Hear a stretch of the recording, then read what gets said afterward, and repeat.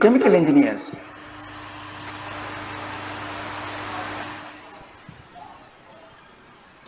Introduction to process control.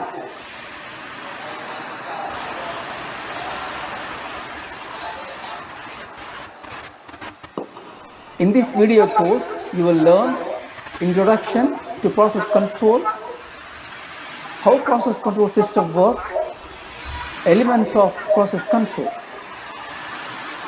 Please subscribe to the channel. By subscribing, you will motivate us to produce more knowledgeable video content for you. Subscribe now before you forget.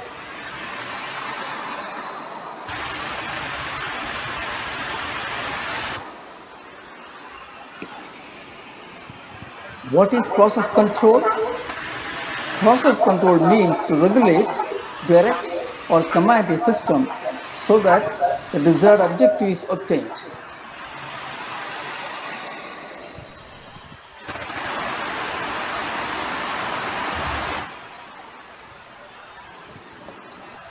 Automatic process control is an important aspect of continuous production process to achieve stable operation, consistent quality of products, lower production cost, improved safety, and improved environmental performance.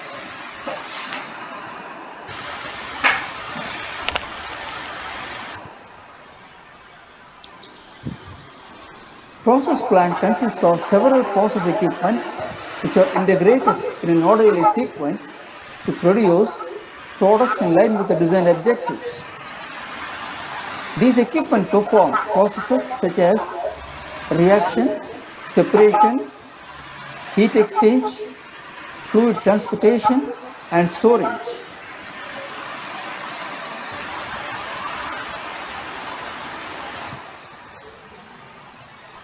Each of these individual processes are controlled by operating parameters such as pressure, temperature, flow, level, composition, etc.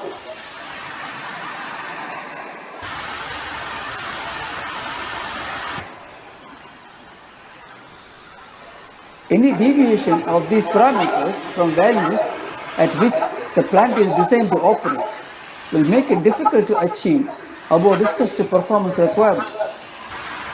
Process control system monitors the operation of each part of the process, identifies the unwanted changes, and initiate necessary corrective action.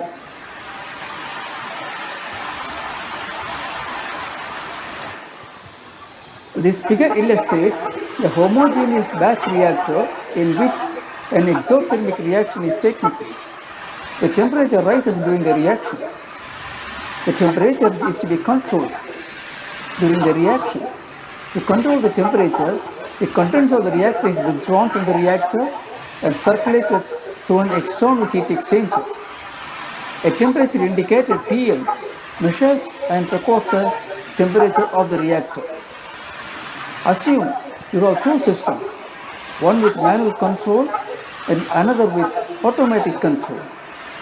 How the temperature of the reactor system varies with the time with these two different control systems?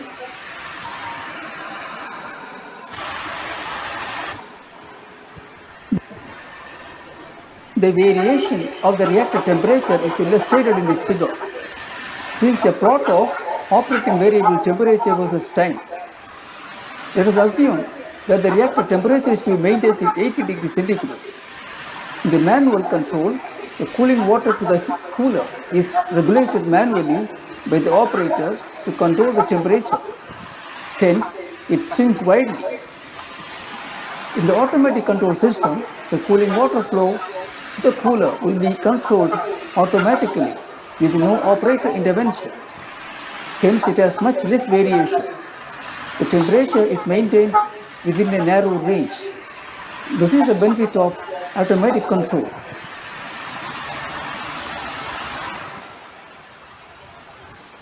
Process control system. How does the process control system work? To control the process parameters with a narrow range of the desired operating point?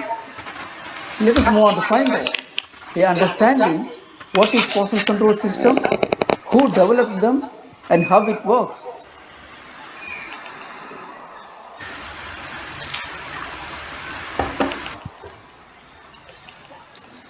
Process control system is a system capable of monitoring and regulating the operation of a process or a plant. Process control system monitors the operation of each part of the process, identifies the unwanted changes, and initiate necessary corrective actions.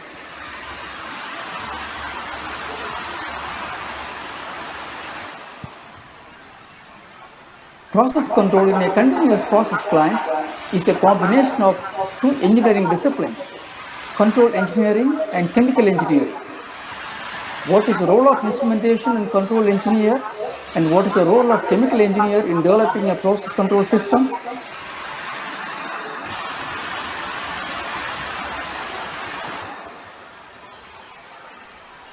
Process parameters fall into two categories, parameters to be monitored and parameters to be controlled. All the operating parameters measured need not be controlled. Some are required for monitoring the process conditions, and others are key parameters which need to be controlled.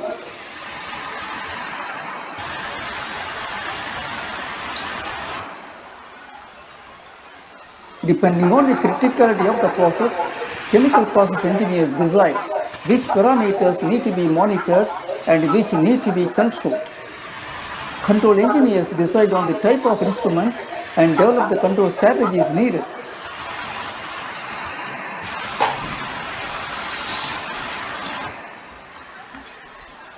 Chemical process engineers also provide the input from the process point of view to select the right instrument. All these parameters are measured from the sensors installed in the field in the related process equipment and transmitted to the control room.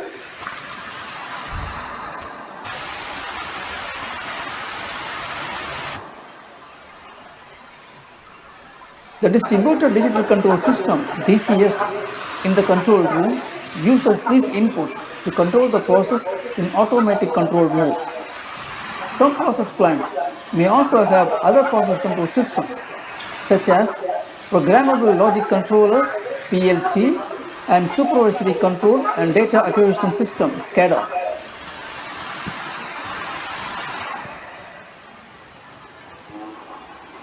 How does the process control system work?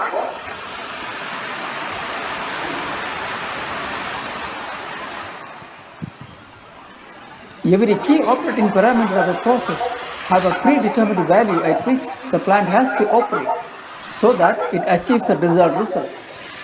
These predetermined values are called set points.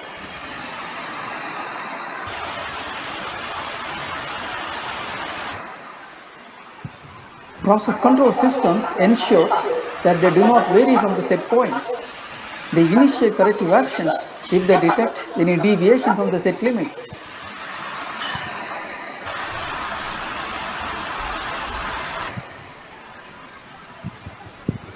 The key element of a process control system is the closed loop control. Plants usually have several hundred individual control loops, each of which controls one aspect of a particular process.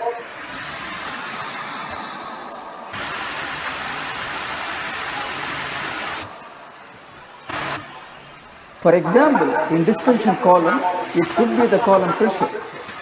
In a compressor, it could be the suction pressure. In a reactor, it could be the feed flow rate.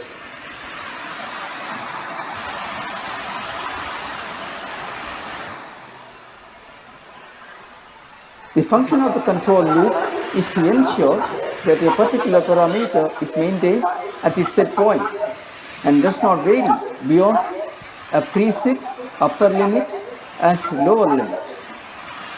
Controlling the parameter at its set point is not just sufficient, but it must act quickly when the deviation is detected so that it does not impact quality or the production.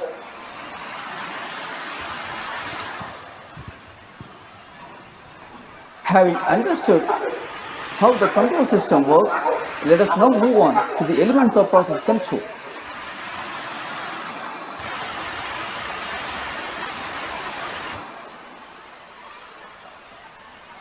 The control loop uses three elements: measuring element or sensor, controller, and final control element or the control valve. How do the three elements work together to accomplish control of process variable?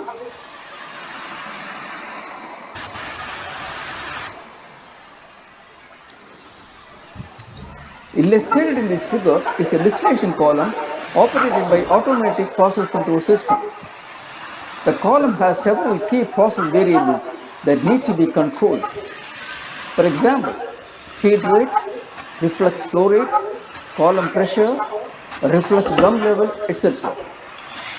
Let us consider one of the key variables, the pressure, for our understanding of process control system. This is done by a pressure controller. The process control loop for pressure control is called PIC, pressure indicator cum controller. The PIC controls the pressure at around the set point.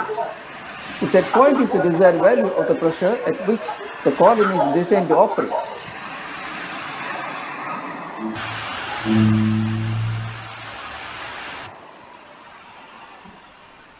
The sequence of actions by which the PIC functions to control the pressure at the set point is shown here. The pressure sensor senses the pressure. Measured variable is transmitted to the PIC. The PIC compares the received signal with the set point. Based on the deviation, the controller sends an output to the control valve. The control valve receives the output and manipulates the process variable.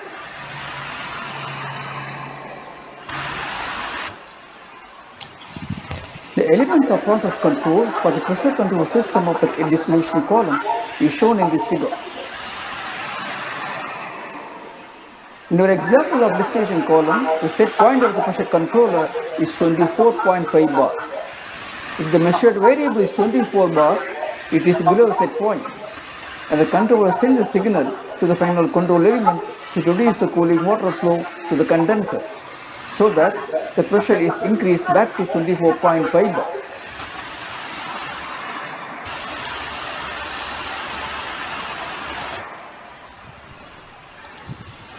What is the final control element?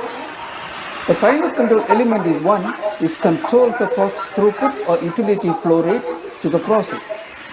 It responds to the commands from the controller and make necessary adjustments.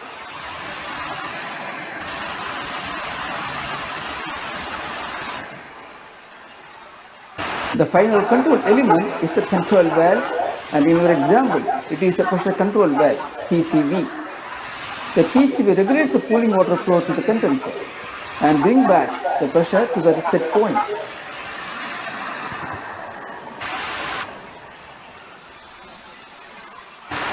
So what are the elements of process control? It is explained here with an example of pressure control system for the distillation column. Sensor, the pressure sensor such as the pressure gauge. Controller, which permits the set point to be set at the desired pressure value and generates an output based on the input. Final control element or the actuator, the control valve that regulates the cooling water flow to the condenser.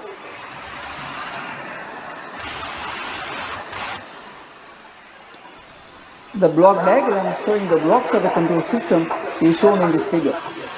In most cases, the error term is used to calculate the control output. The error is equal to PV minus SP, where PV is the process value and SP is set point.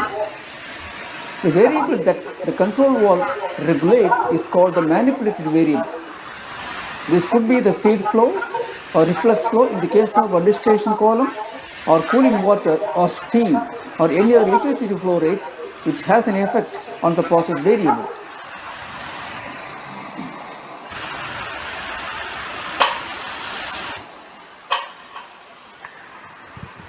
Please subscribe to our channel and get updates on the upcoming courses by pressing the subscribe button. It will motivate us to produce free knowledge-rich video content for you.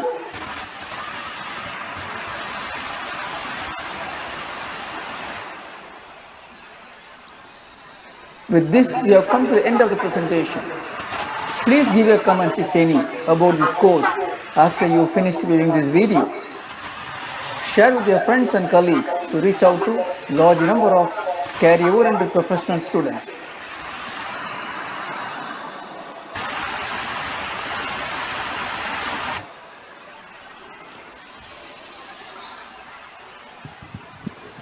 Thank you for watching. Hello everyone, welcome to Spec eLearn, the online learning channel dedicated to chemical engineers.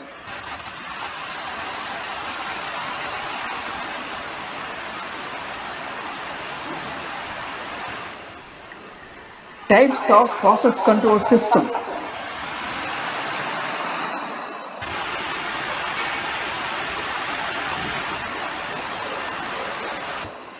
In this video course, you will learn open loop control system, closed loop or feedback control system, feed forward control system, feedback and feed forward combined control system.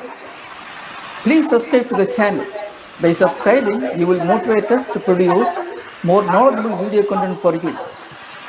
So please subscribe now before you forget.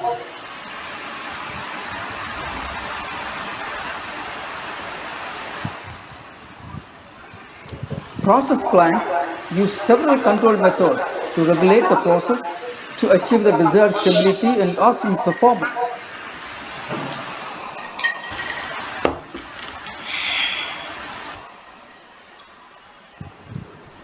Process control can be classified based on the desired action you need.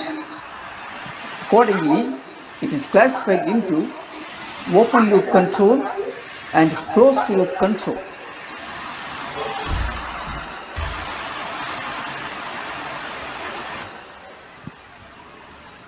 We will discuss these two systems one by one with examples. First, open loop control.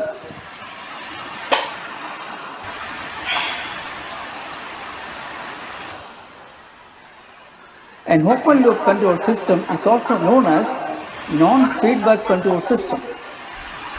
An open loop control system acts completely on the basis of input, and output has no effect on the control action.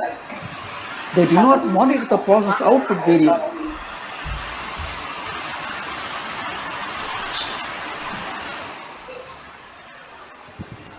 For example, the process can be a furnace where the output variable is temperature. The input could be the fuel flow rate. The final control element is the fuel valve.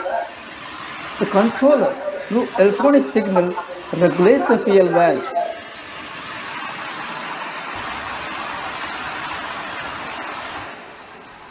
This figure illustrates the block diagram showing the blocks of the open loop control system.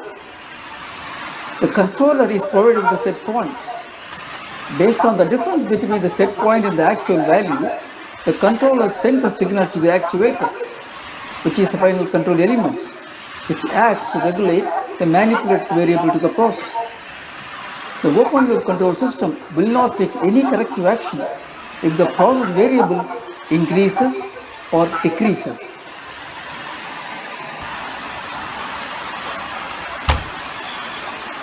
The open loop control system is explained in this figure with the process fired heater, which is a furnace.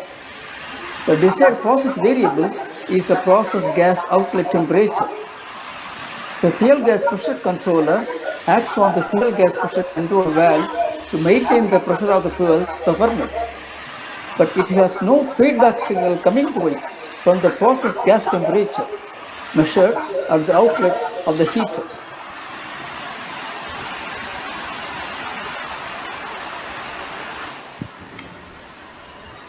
The disadvantages of open loop system is that it is insensitive to process disturbances or deviations, and its inability to correct the deviations in the process output parameter.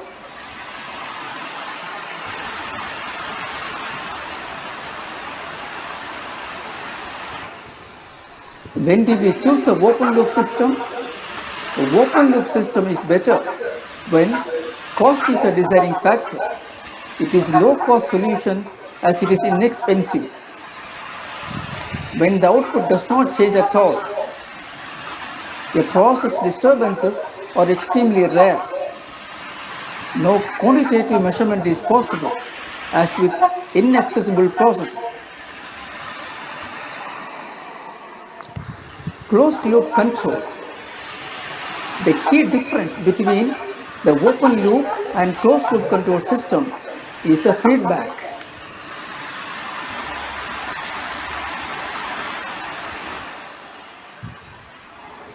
A closed loop control system looks at the current output and alters to the desired condition. This control system is also known as feedback control system.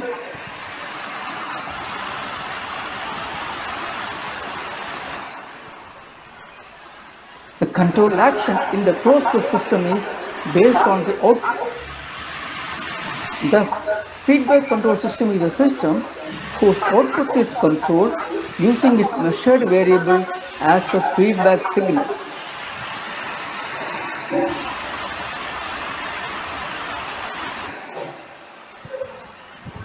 Closed loop systems are expensive. They are still less expensive than using human controllers who manually adjust a set point.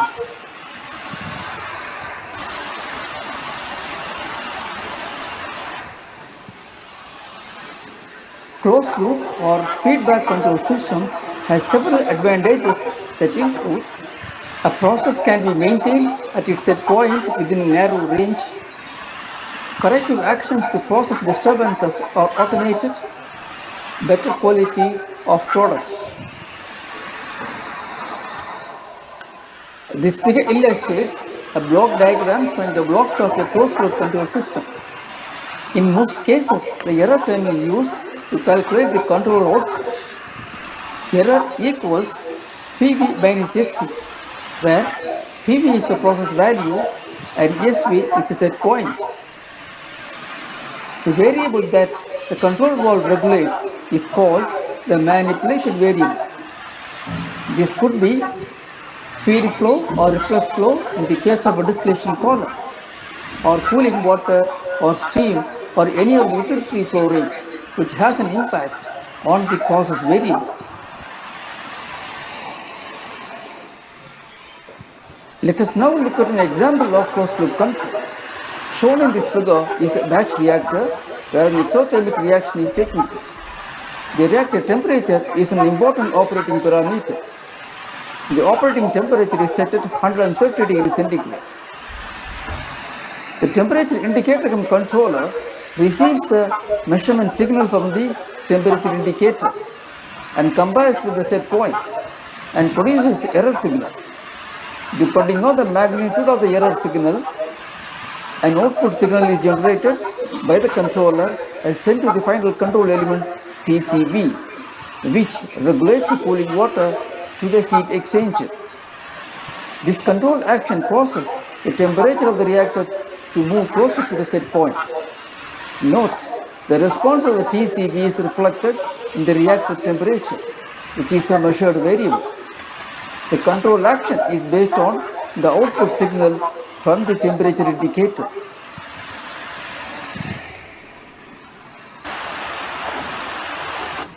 The occurrence of a disturbance and the control system response is illustrated in the sketch. The disturbance could be the feed rate reduction or decrease in feed supply pressure, which affects the reactor temperature. In an open loop control system with no feedback, the temperature decreases. If no manual action is taken, the temperature will continue to decrease. In the feedback control, the cooling water control valve will close and bring the temperature close to the set point. The measured process variable is used to initiate the control action. The control action is error driven.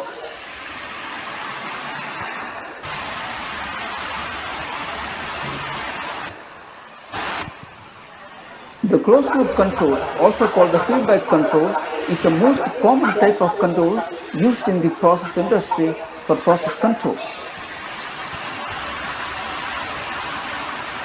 Having understood with example the closed loop control, let us Now get an insight into another type of process control called feed-forward control.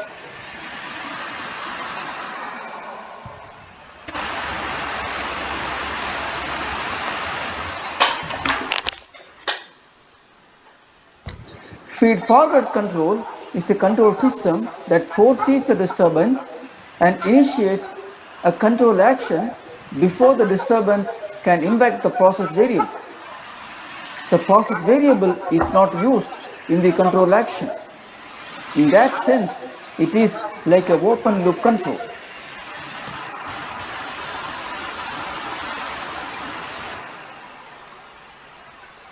The low disturbances is variables that influence the process. These disturbances causes the key process parameters to vary from stable operating point.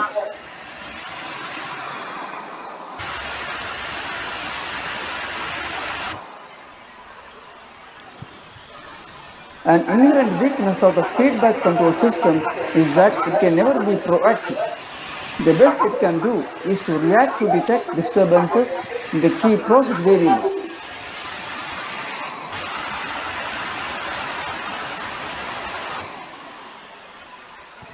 This makes deviation from the set point inevitable, even if only for a short period of time. Feed forward addresses this problem by different approach, basing the final control action on the states of load variables rather than the process variable.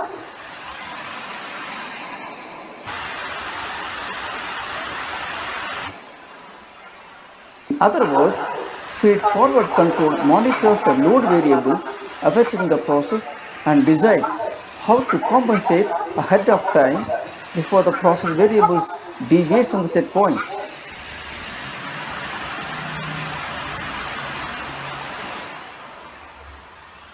For feed-forward control to work effectively, the user must have a mathematical understanding of how the load disturbances or variables will impact the key process variable.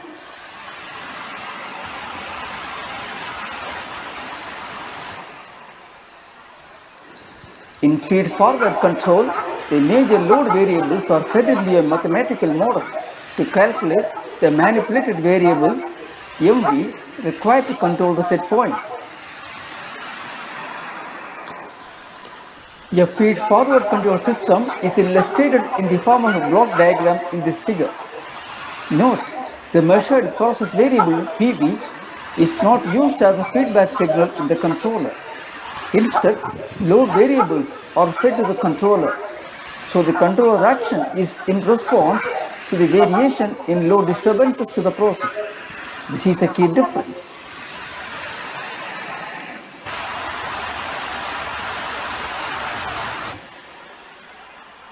In industries, feed-forward control system is usually not implemented alone. Instead, it is used in combination with feedback control. The combination works well when there are several load variables that will impact the manipulated variable regulated by the final control element.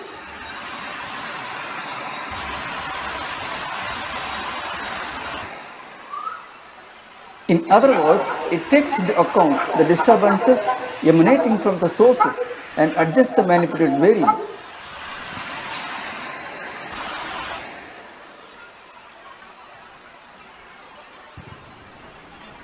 Combination of feed forward and feedback control.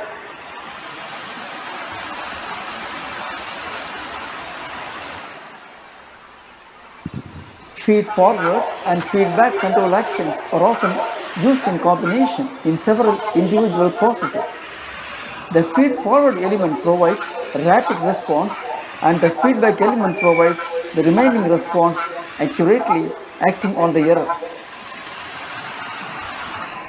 This is a block diagram showing the blocks of a combined feed forward and feedback control system. It consists of two controllers. One feed forward controller which acts on the planned load disturbances and a feedback controller which acts on the error due to changes in measured process variable.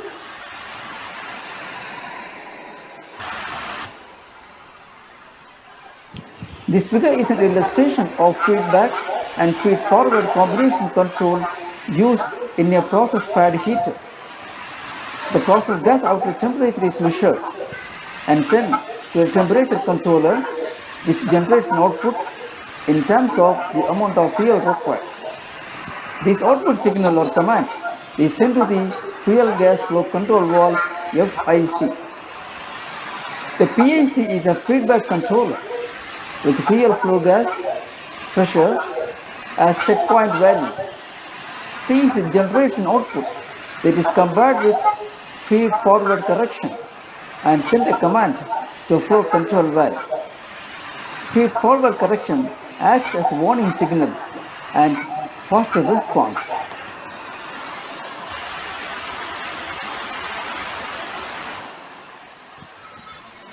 The heat outlet temperature is influenced by the amount of fuel burned and the heating value, assuming the heat to process input. Assuming all other parameters, example, heating value, etc. are constant, the controlling fuel flow gives a direct control on the heat input to the furnace.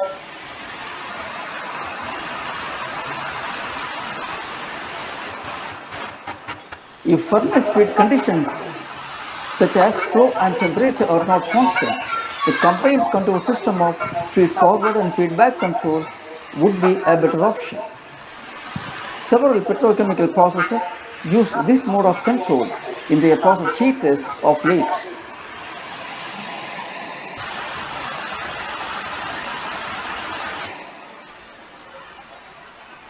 Another application of feed-forward and feedback control combo is in the boiler steam drum level control.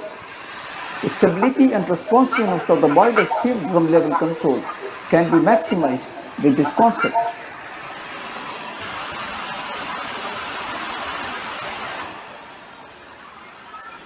The method used to control boiler steam drum level is to feed forward the steam flow to the level PID loop and cascade the output of that loop to the set point of boiler feed water flow control loop. This arrangement is also called three-element level control. The boiler level control scheme is illustrated in this sketch. The level controller has a set point of say 50%. The LIC is feed forwarded with the steam flow rate exiting the boiler steam drum. The LIC then generates an output and sends it as a set point to the boiler feed water flow controller, which regulates the flow of boiler feed water to the boiler through the flow control valve. This way, any variation of steam flow due to plant load changes, such as the heat duty on the steam generator, is sensed faster, and the LIC responds quickly to adjust the set point and control the boiler feed water flow to the boiler.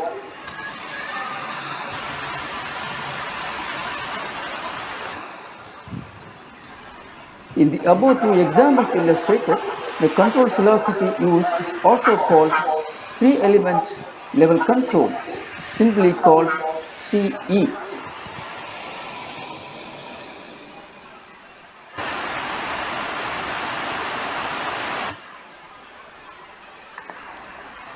Please subscribe to our channel and get updates on the upcoming courses by pressing the subscribe button. It will motivate us to produce free, knowledge-rich video content for you.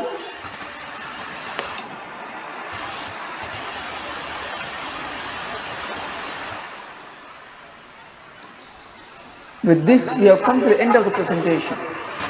Please give your comments, if any, about this course after you finished viewing this video. Share with your friends and colleagues to reach out to large number of career-oriented professional students.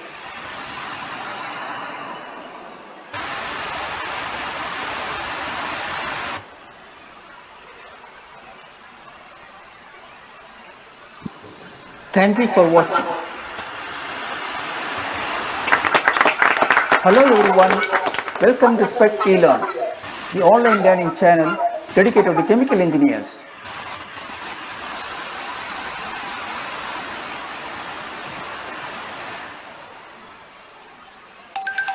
process control, split range control system, and cascade control system.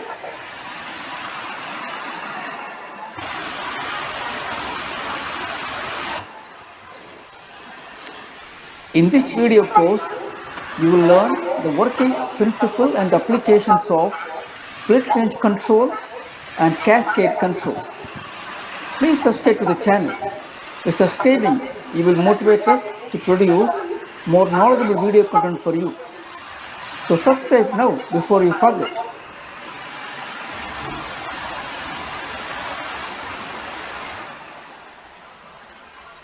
In the control systems used in several process industries, split range and cascade control schemes are frequently used to control system.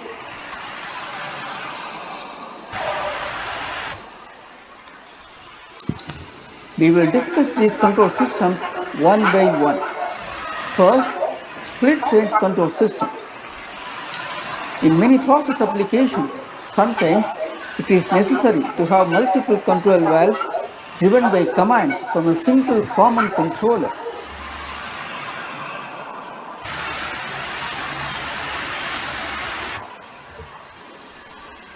Typically, the system consists of two control valves handling two different fluids. They respond to output from a common controller.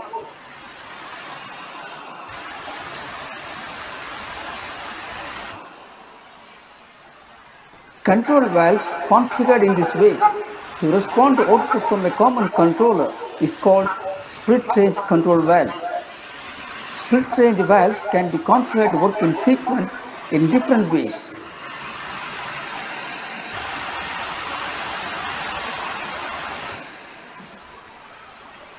But the most widely used in the refineries and petrochemical plants is progressive type split range control.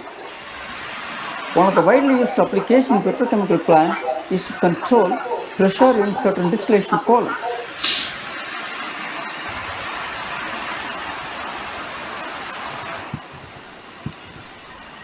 The working principle of a split range control scheme in a distillation column is illustrated in this figure. In many instances, the feed to distillation column consists of light gases which are essentially non-condensables at the operating pressure and temperature of the column. Hence, they accumulate in the reflux drum. Usually, in a distillation column without light gases, cooling water is used to control the pressure. In columns with feed containing inerts and non-condensables, the cooling water flow is not desired method. Instead, the split range control method is used.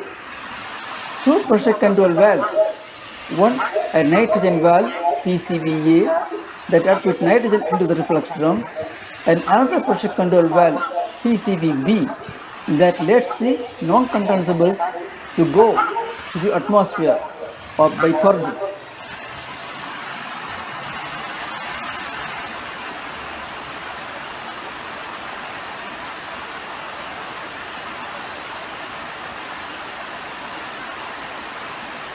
Why two control valves and why nitrogen is required? The quantity of light gases coming into the column along with the feed may not be constant and can vary depending on the performance of the upstream processing units.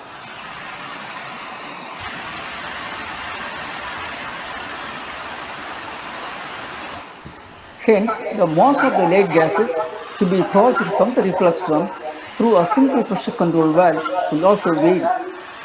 This will make the pressure control difficult, and there is a possibility of the pressure going into vacuum due to delayed control valve action, which is an inherent nature of the system.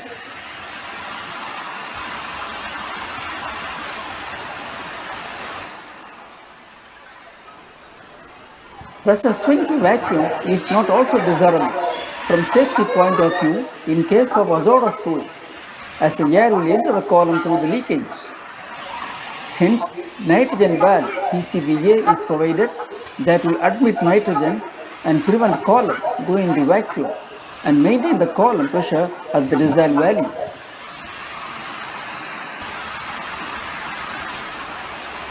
This figure illustrates the function of a split range control valve with valve opening versus pressure control output diagram. Initially, the control valve PCBA is fully open and PCBB is fully closed. At this point, the pressure increases above the set point. The control output starts increasing from 0 and the control valve PCBA begins to close. At 25% output of the controller, the PCBA is 50% closed and the control valve B, PCBB, is still fully closed. As the control output increases to 50%, the control valve PCBA goes to full close and PCBB still remains fully closed. As the output increases beyond 50%, the PCBB starts open. At control output of 75%, PCBB is 50% open. As the control output increases to 100%, the PCBB goes to full open and PCBA still remains closed. The reverse will take place when there is a pressure decrease in the column. The PCBB will close first. When it is closed, if the pressure continues to decrease, the controller output will decrease below 50% and the second valve PCBA will begin to open and allow the nitrogen to come in to maintain the pressure.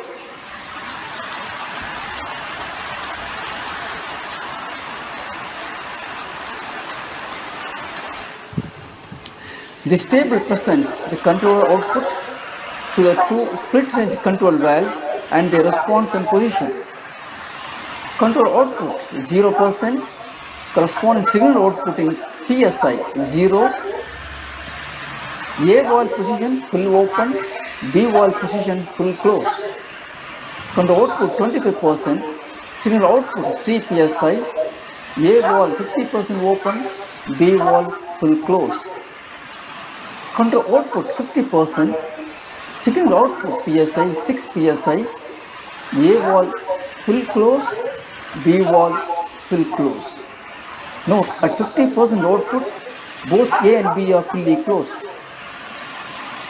Control output 75%, signal output 9 PSI, A valve full closed, B valve 50% open. Control output 100%, signal output 15 PSI, A valve full closed, B valve full open.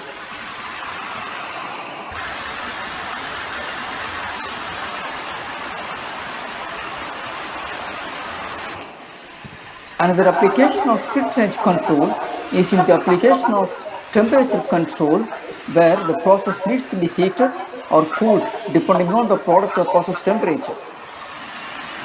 One temperature controller sends output signals to two control valves, cooling medium valve and heating medium valve.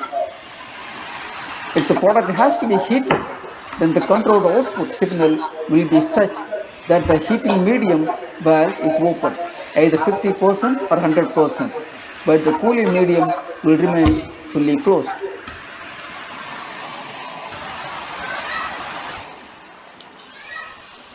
Having discussed split range control system, we will move on to cascade control system. What is cascade control? How is it different from other closed loop control? Cascade control is an advanced single loop control. Cascade control is widely used in refineries and petrochemical plants across several process operations.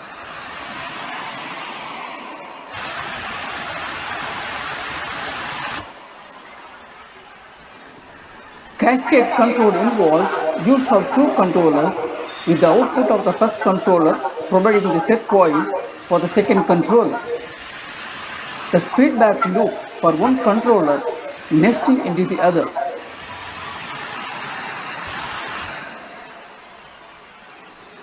The cascade control concept is illustrated in this block diagram. There are two controllers, a primary controller and a secondary controller. The output of the first or the primary controller, QP1, is used as a set point, SP2, of the secondary controller. The primary controller is called the master and the secondary controller is called the slave. The slave follows the master.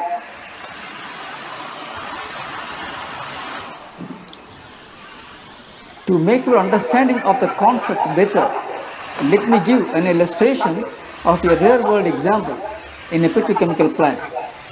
Shown in the sketch is a propane vaporizer which produces vapor from liquid propane using steam for supplying the vapor feed to a series of reactors. Vaporizer level is maintained at around 50% and the steam is allowed to pass through the internal coils. The feed to the vaporizer is monitored with a flow meter and regulated by a flow control valve. The whole scheme works on cascade control concept.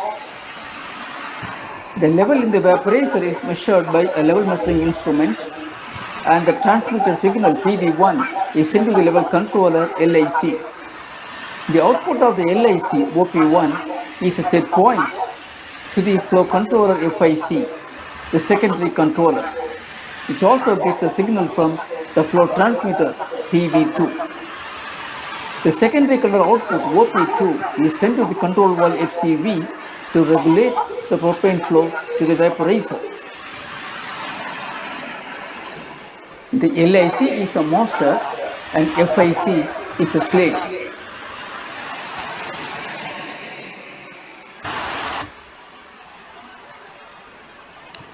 Why do we use cascade control? What are the advantages and disadvantages?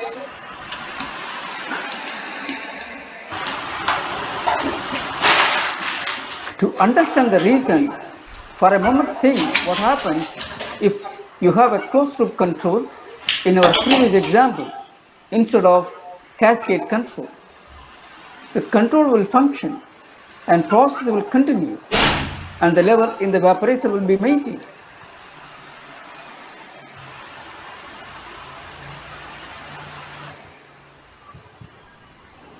If there is a disturbance, such as an increase in propane pressure in the feed line to the vaporizer, it will cause the flow to vaporizer to increase and the level will rise fast. The level sensor will take some time to sense and send a signal to close the level control valve.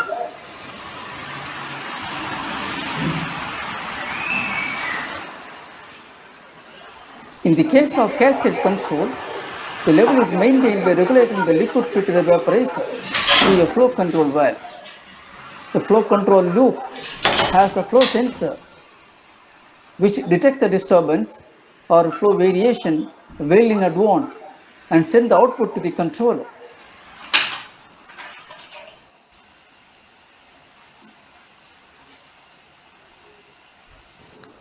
This inner loop of flow control is closer to the source of disturbance and its response is faster than the outer loop. This combination will help the process to correct the deviation faster. The net effect is improved process performance.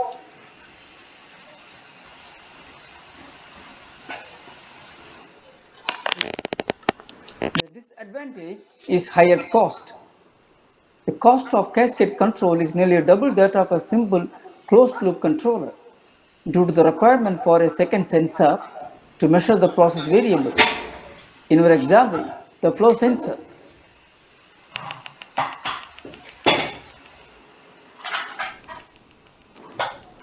How the cost is higher relative to a simple closed-loop control is illustrated in this figure.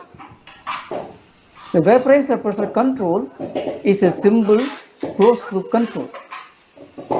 The level control is a cascade control. The cascade control has additional sensors and associated instrumentation network. Hence, the total installation cost will be higher.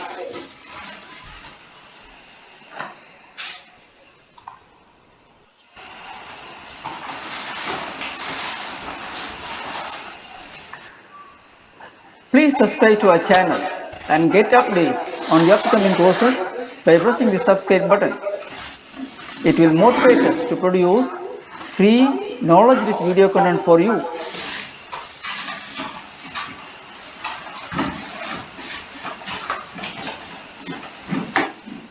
With this, we have come to the end of the presentation. Please give your comments, if any, about this course after you finished viewing this video. Share with your friends and colleagues to reach out to large number of career-oriented professional students.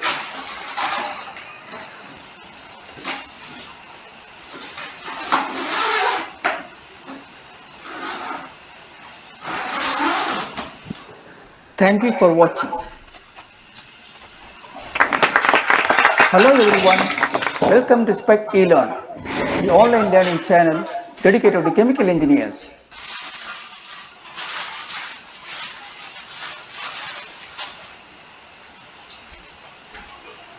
Process control, modes of process control.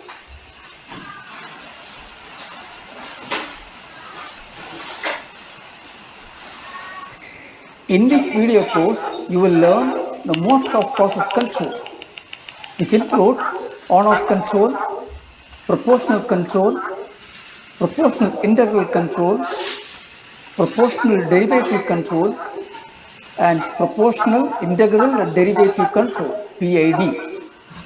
Please subscribe to the channel. By subscribing, you will motivate us to produce more knowledgeable video content for you. So please subscribe now before you forget.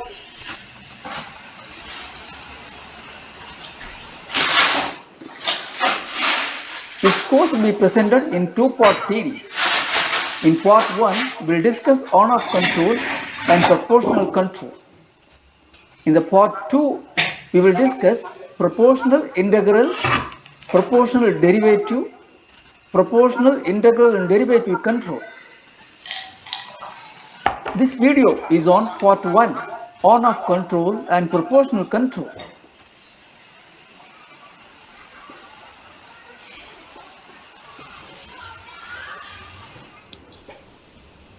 In our first video on introduction to process control, we discussed three elements of process control. The element that makes changes and maintains a measured process or control variable at its set point is a final control element or the control valve. But which element changes the position of the final control element? It is a controller.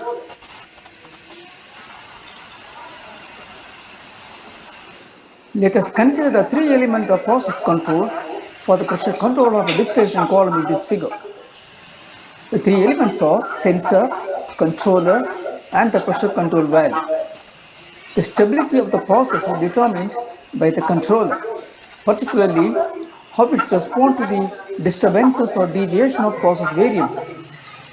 The controller response in turn depends on what control algorithm it uses. It is known as the modes of process control.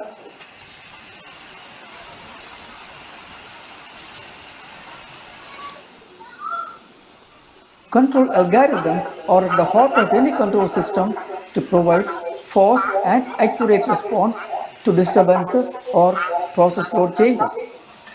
Many process controllers use some form of control mode to control the process. These control algorithms essentially work to lessen the overshoot or undershoot of errors on control loops.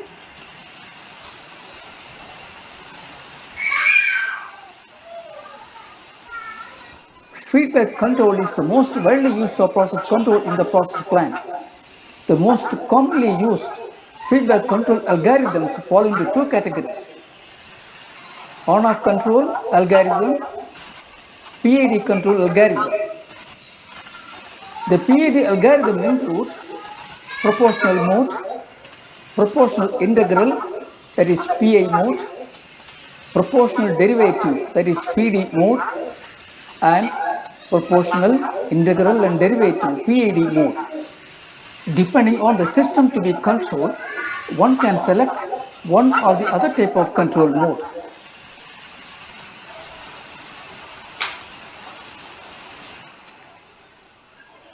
On-off control.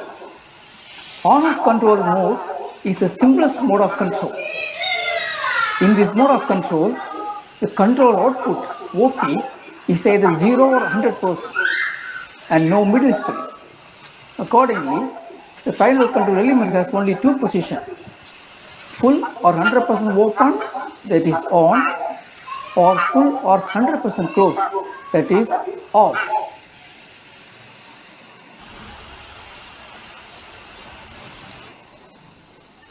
This figure illustrates the principle of follow control. Water is flowing into the tank through a control valve as shown. The water exits the tank at the bottom and is distributed to different consumers. The tank level is set at 50%. If the level drops below 50%, the on-off valve will open all the way to 100% on position.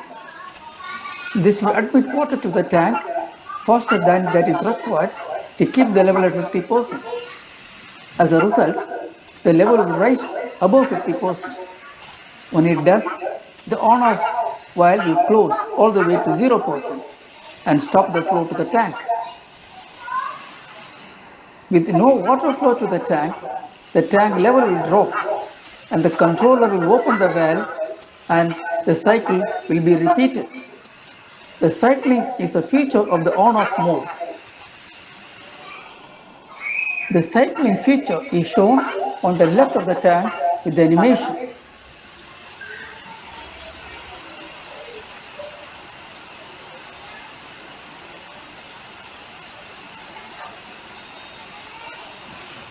PID algorithm, proportional mode.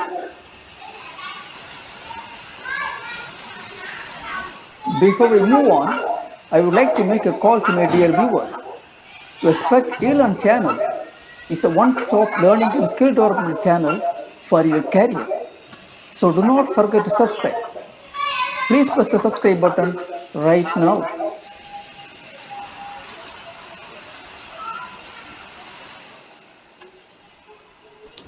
The on-off control is cyclic in nature because the control valve is either full open or full closed.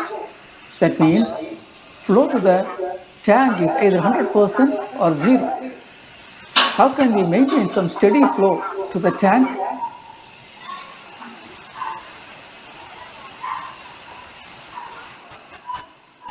For certain rate of flow exiting the tank, there should be equal amount of flow that should be admitted to the tank.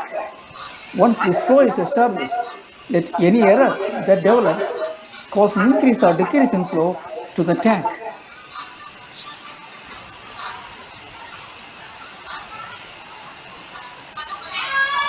This establishes the concept of proportional control. The corrective action or the controller response is proportional to the amount of deviation between the process variable and the set point, called the error E.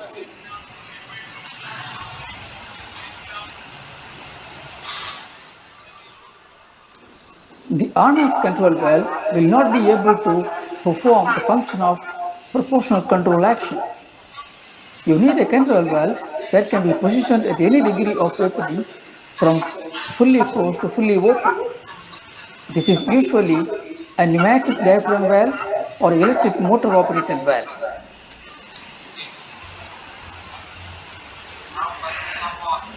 Illustrated in this figure is a distillation column.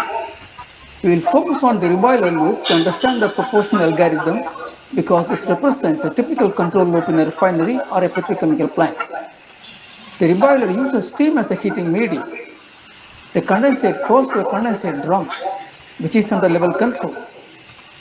A control valve at the bottom of the condensate drum removes the condensate through a level control valve.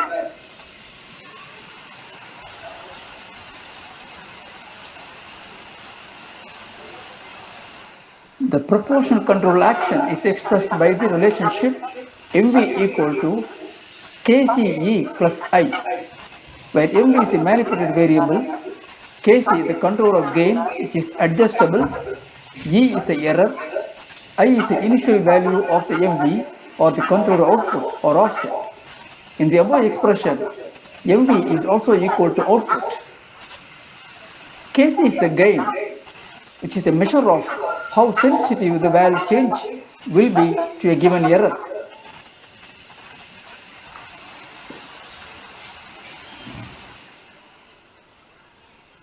Proportional control has limitations.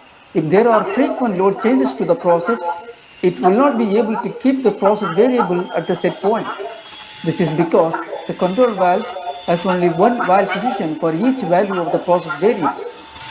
If there are load changes like increase in steam pressure or the increase in distillation column feed rate such that more steam is needed than before to maintain the level, the controller cannot do it except through manual reset adjustment.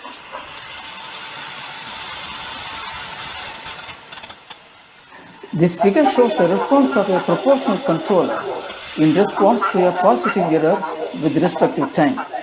When there is step change in error, for example, a positive error equal to x, then the controller will respond by changing the control output or MV in direct proportion to the error x.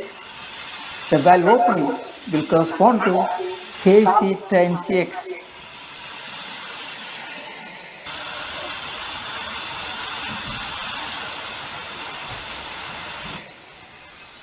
Assume that in the above expression, the error E is equal to 0. Then MV becomes I, which is manual reset. This value is fed into the algorithm as initialization value. This means that when the error is 0, the PV is at set point and the control output is at I. It is the control output that maintains the valve position such that it maintains the right amount of flow to keep the level at set point. It is called the manual reset.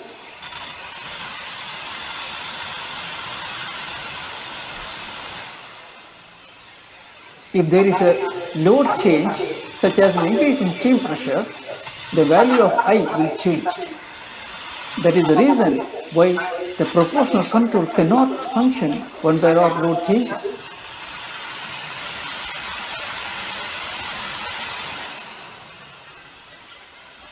That means the proportional control can initiate corrective action to eliminate the error for only one load condition. When the process load is different from the above load, some error will persist. This error is called offset.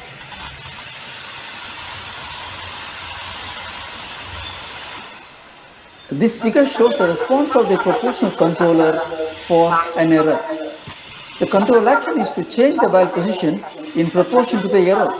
For example, if the level drops to 40% from the set point 50%, the valve will move by a certain fixed percentage. Thus, there is one-to-one relationship between the error and the control output or the valve position. The control output or MV varies from 0 to 100% when the error ranges between two values. This range of error is called proportional band PB.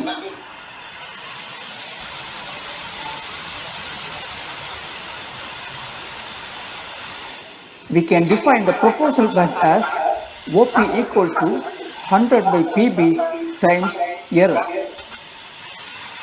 A narrow proportional band gives a greater output change for any given error.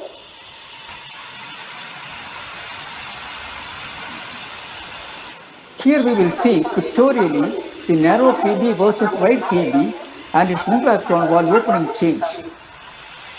Take a look at this figure of narrow proportional band versus valve position. For the given PB, the valve opening is large. Now take a look at this figure where the wide PB versus valve position change is shown.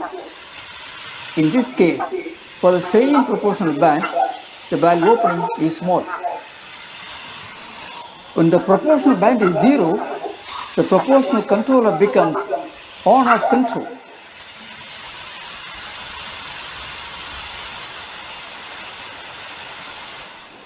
This figure shows the effect of a small and large proportional band on level control in a proportional mode of control.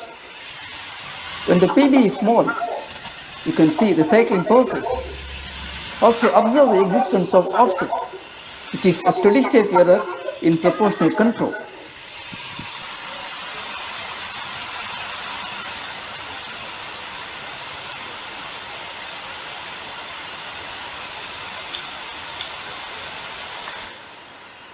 Please subscribe to our channel and get updates on the upcoming courses by pressing the subscribe button.